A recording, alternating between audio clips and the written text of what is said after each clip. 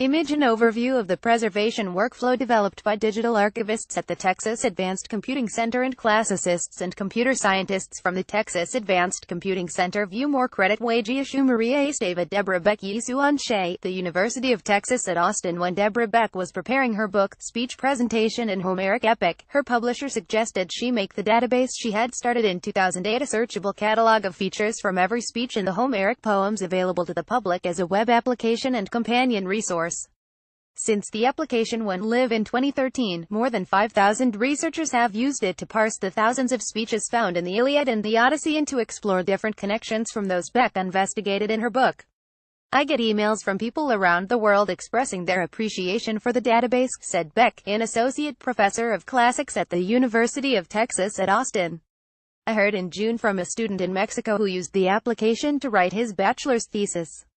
However, as new web and database capabilities became available, Beck was finding it challenging to update the application, which was developed using the technologies from the 2000s. Perhaps more worryingly, as browsers change and university web servers retire, there was a chance that, in the future, the database might be lost to the sands of time. As a classicist, the very long-term accessibility of texts is a fundamental prerequisite of our entire discipline, Beck explained.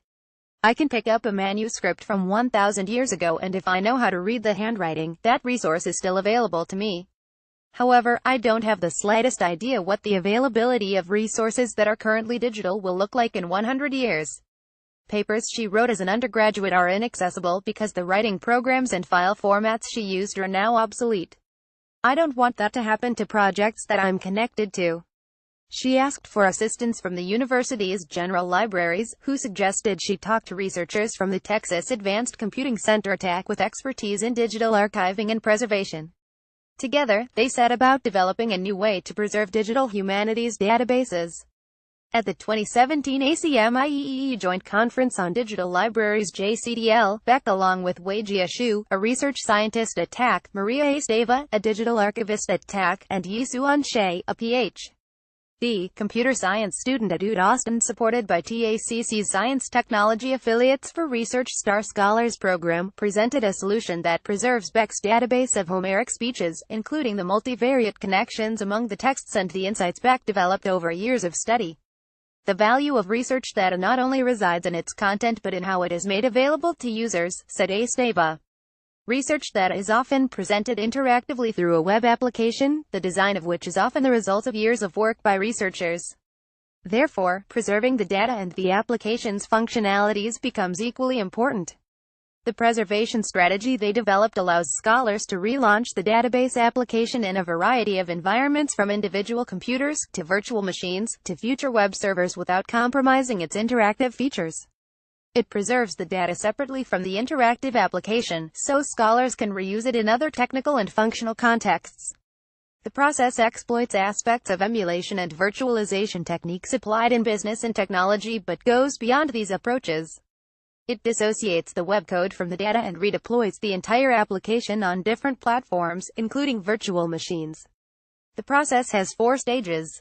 Extracting the data and application code, identifying dependencies where one object relies on a function of another object and decoupling the application from the data, redeploying the application and validating its results, and distributing the application to end users. Using this method, a researcher can reboot the application at a later date by starting up a virtual machine image that contains the fully functional application. This approach fits well with the evolving nature of digital preservation and with the requirements for data reuse, the researchers say. For Beck, the project provided an avenue to preserve the research she had done over many years. For Yisuan Shea, it presented an opportunity to apply the computer science principles she is learning in her graduate program to a mature project of value to the classics community. Her main task on the project was to test a dependency detection algorithm that identifies the relations between the web code and the libraries required to redeploy and run the application. It was exciting to gather experts' ideas from different fields, Shea said. Dr. Beck gave us the motivation to preserve humanity digital projects. Dr. Esteva provided the requirements and goals of digital preservation, and Dr. Xu gave ideas about automating the process of identifying dependencies from the web code to significantly reduce human efforts in preserving a web application, she said.